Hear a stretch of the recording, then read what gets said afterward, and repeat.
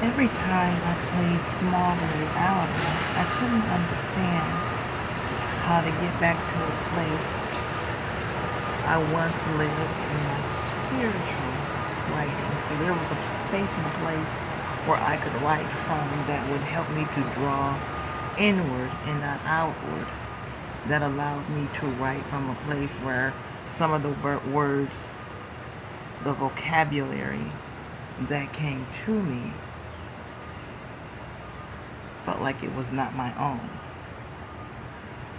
So that place also is a place for a space where you bless people abundantly, because imagine if you knew somebody just lost somebody in their family and the family was strapped, let's say, for cash. And imagine your father, your king, your father, grandfather, uncle, cousin, brother, whoever's in your family that is playing that particular role. Imagine your father calling maybe two, three, four, $500 a piece of change. So that's what you call a king move, not a boss move, but a king move, because when you're so connected, why wouldn't you go to the top in your own, let's say, household or temple, or let's say frequency, where it's comfortable, right? But knowing that there's always a pot of gold, in other words, so there's always a bank account, there's always an asset, there's always something near to solve the very problem that you think you have right now.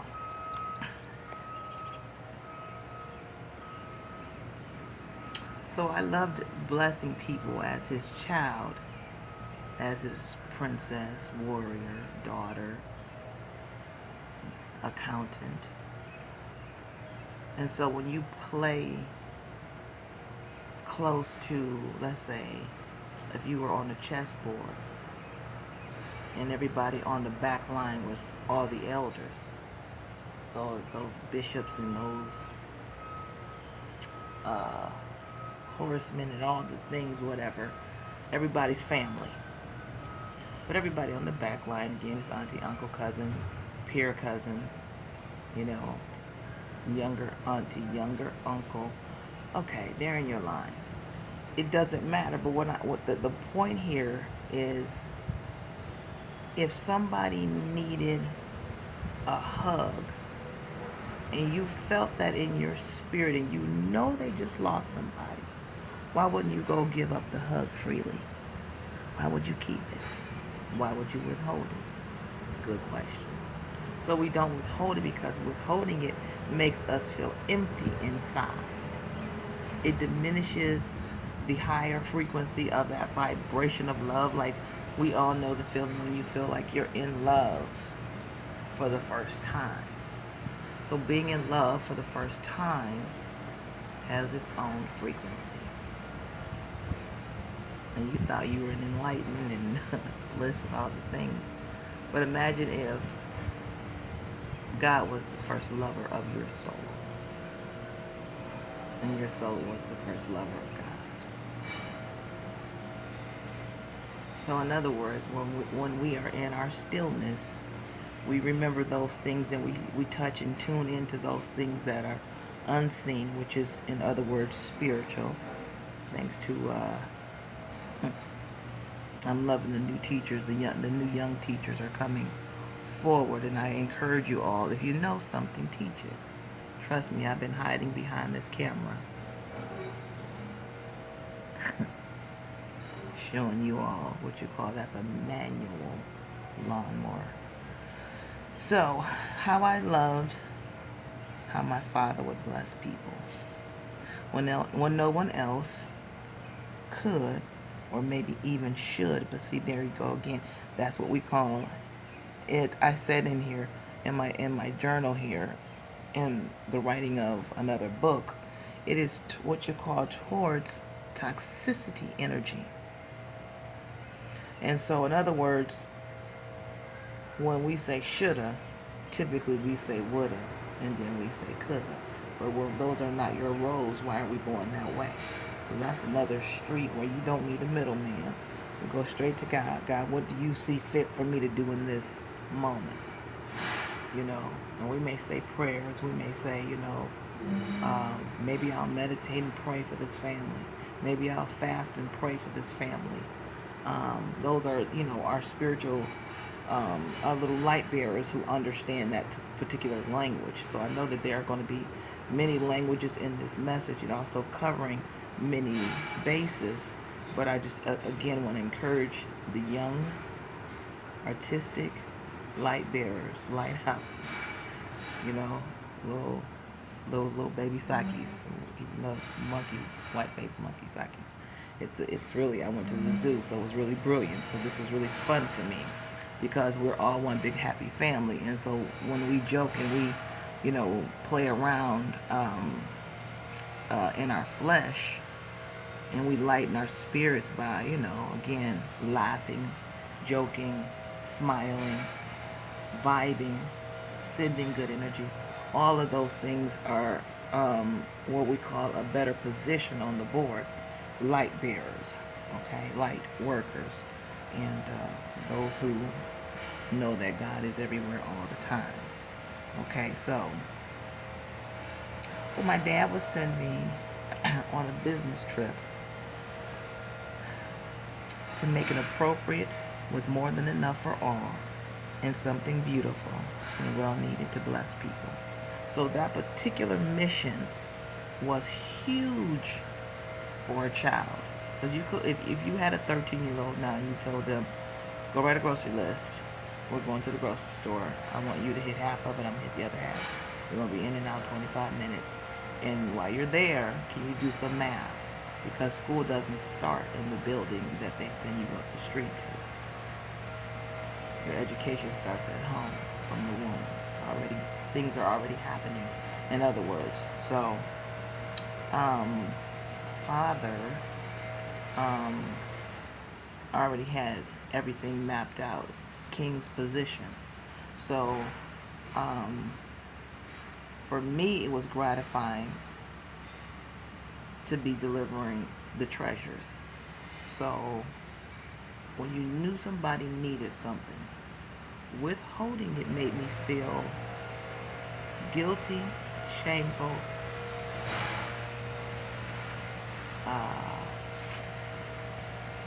anything in the lower energy side of even, the maps of consciousness. Those things would make me feel very bad or badly, whatever the case, on that negative side. And it would take me down into a dump. And I kept forgetting that, okay, so let's say the pendulum swings both ways. So if I got this far negative, I should be able to move over into something neutral in order to get to something positive, but I gotta go as far right as I went left. And for some reason, we tend to forget those things. So, I went on to say, I must admit, I have said it's from the family quite often, but what princess warrior do you know that doesn't take credit for the wisdom her king and father?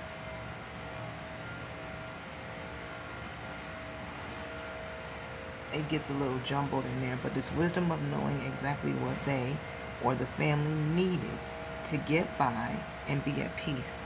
So in other words, if you're the peace bearer or the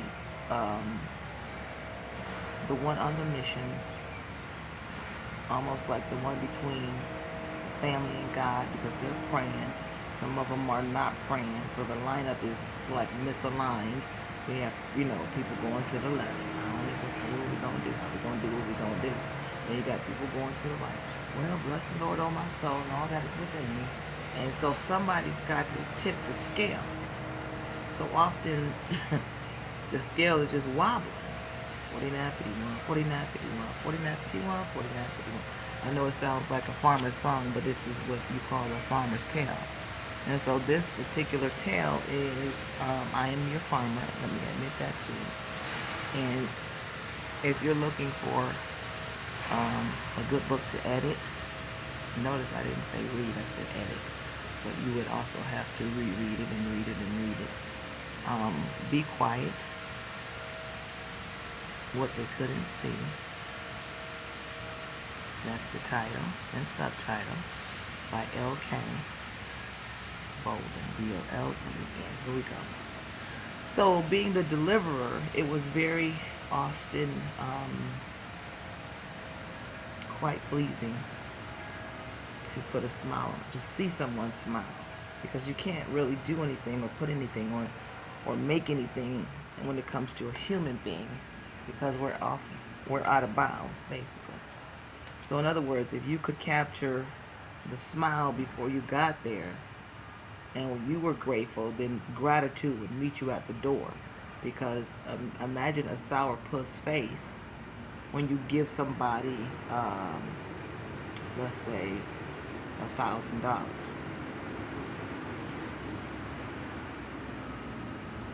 They don't say thank you.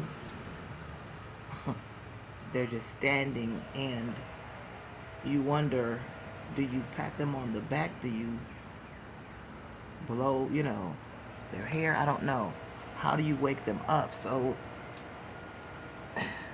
when I say the work is plenty, the work is plenty. I know I haven't said it, but that's basically what I'm saying when we play from the All in All. So, next on the writer's journey today, play full out, reap full out. So, I think that's going to be probably the last chapter in Be Still, What They Couldn't See. And somebody, one of the editors, is going to pull forth the first book and edit that. And I'm still looking for editors. What do you call it? Or matching up with editors. First book is Love is the Answer to Everything, a guide to living a more loving life. So here's another farmer's tale. So when my father read the book, I want to say he might have been 60s, 70s, or something of the sort. I'll do the math. And my daughter was 18. They both read it. I thought the book was more so intended for a younger audience, because at that particular time I was facilitating workshops for troubled teens, so to speak, and which was one of my roles as a teenager. But also children fostering out of what they call a foster care system, which is all another illusion of an unnecessary money bag that's going to have to be paid back. So we can note that. But the particular book on this particular farmer's tale, Love is the Answer to Everything. Dad read it. Said, that was pretty good. And I was thinking, that's pretty cool. He's an elder. My daughter read it. She's 18. Oh, it's pretty cool, Mom. My best friend read it. So we have young, younger, youngest. So Dad, me, and my bestie, daughter, and then my daughter. So we're all encompassed as far as my brain or my consciousness can stretch. So now I go, am I going to say no age limit or an age limit? Do I want a 6, 7-year-old, my own family, reading this material? So you see how if you're covering all bases, you're going to think about everything, so to speak, or just line up with everything. So if being love being the answer to everything, encapsulates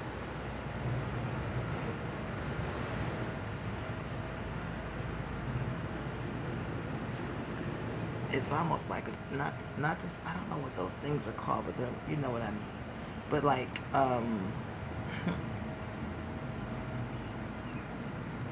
have a new editor, a new videographer. This is funny, I'm watching this too. But we're going to leave it here for now. But anyway,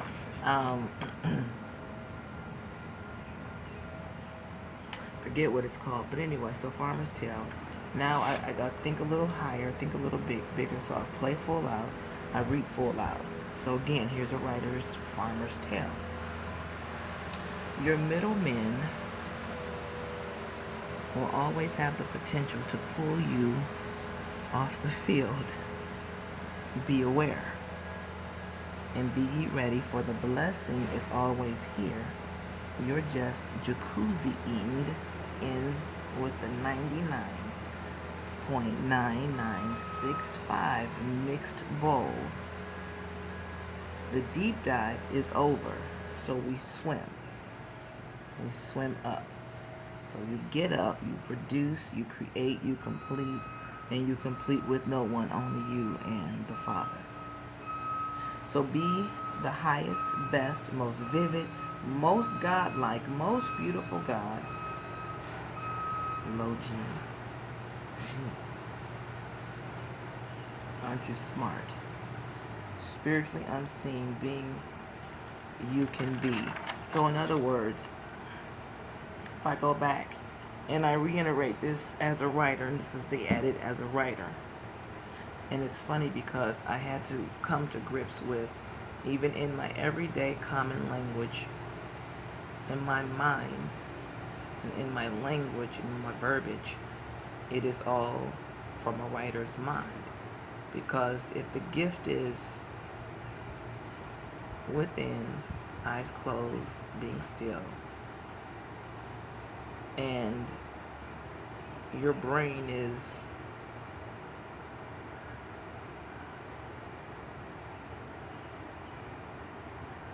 translating the wordage that's coming from, even from yourself. Now imagine if God gave it to you, whether you're a singer,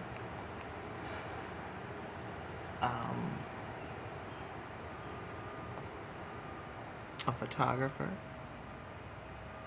You know, there's a space where you capture something that nobody else can capture. A bird in the bush, or the shrubbage just flew out and took a, almost like a question mark, fly away. A camera can capture that. I can explain it to you in a book, like a farmer's tale. You could capture it, I could capture it, however you want to call it. So here goes the farmer's tale. So when we talk about your middlemen that have the potential to pull you off the field, and this is part of the subtitle of what they couldn't see. So these are my breakdowns. So when I say be aware of the middleman who have the potential to pull you off the field, again, if you're feeling good, you want to maintain that, right? Because there's something about it that when you're in your element, you don't want anybody to pull you from that. So imagine again if you were in love. I love this for the women, because whether you're in love with an adult or a child, when it reaches the level of you think that this is your only person and nobody can love that person more than you, and you wake up. So when I say be aware, you wake up and you realize God loves all of us more than we even love ourselves. Even the one you love the most, more than you think you love you, God loves them more, loves you more. So in other words, your person, you think, oh, I just love that person so much. This is my person, this is my person. This is my person, I can't wait to see my person. And it could be a neighbor, it could be a cousin, it could be a teacher, it could be, it could be a frog. Because I kid you not, when you see the same animals over and over in your yard, you might want to tell somebody, I think I've seen that skunk a couple of times. Why? Because you're paying attention. So now you become aware of God's nature. That's a place a lot of people keep forgetting about and don't want to go into that space because, there's other screens to be had Um, you know, so like, in other words, if you're not watching TV and watching something in nature, then you're watching something man-made. If you're looking at your cell phone over and over and over and over and over and over and over, farmer's tale, farmer's song, excuse me. If you're looking at your cell phone over and over, then you are now encapsulated in somebody else's box.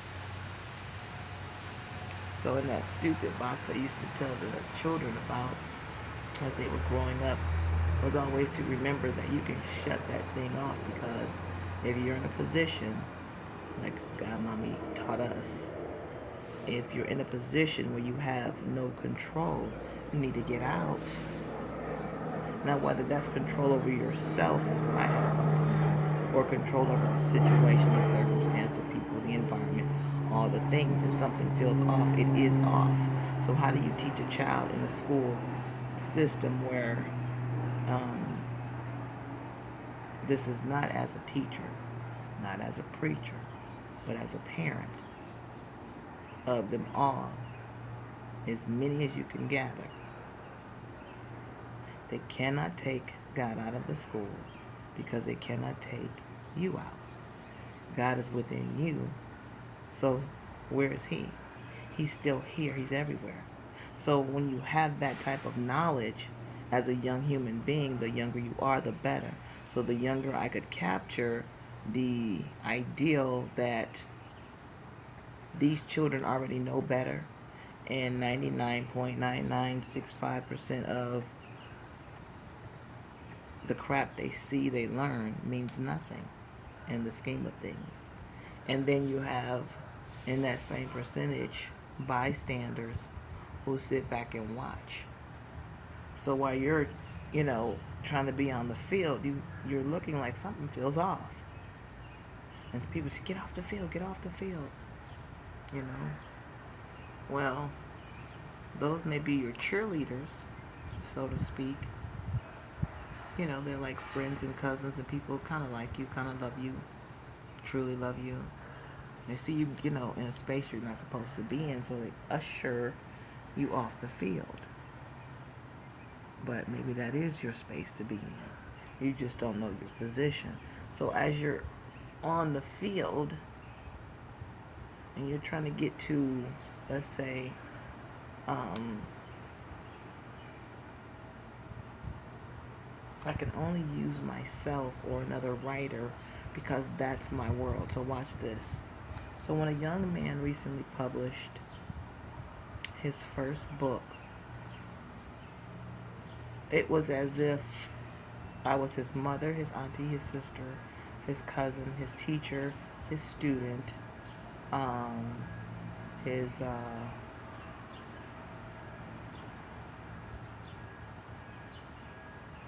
mentee, mentor, equivalent in teaching. So like if, ouch, in other words, if we were on a panel and I would love to be on a panel with some of these new, young, wise people on the planet that are coming forth. So within 24 hours, he was number one. I just want to say hoorah. So be aware that people do have the potential to pull you off the field, and be ready, for the blessing is always here. Blessing is always near. So if you're jacuzziing in with the 99.9965 or the 99% of the people on the planet, you're only aware of what they're aware of. And so until you pull back, do your deep dive. So here's the deep dive. The deep dive is over. So a lot of times as a writer, we go into a space where we're not depressed, but we're in a deep rest. So the Lord might sit us still, i.e. right now my lower lumbars are out of whack, and a sciatica was trying to set in, reset in. So that's an old an old frequency, or the old person, or the old body that's trying to keep itself in its position. So that's a fight in and of itself. So don't be fooled. So in order to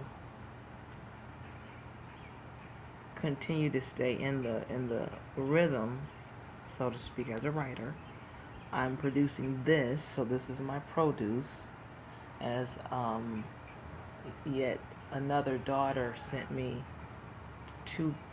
multiple plants, but two tomato plants. So she just birthed me into this farmer I choose to be. And we do know what is going on in that big bowl called the economy, the bowl called the a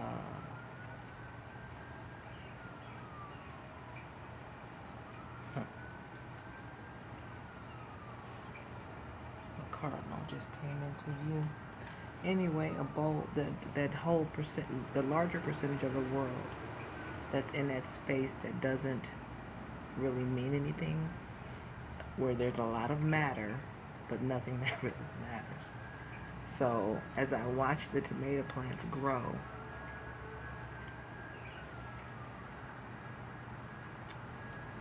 I saw how I missed their growth spurt. So in our deep dive, we write, we get out all the things, we produce something out of that, whether it's sitting behind a camera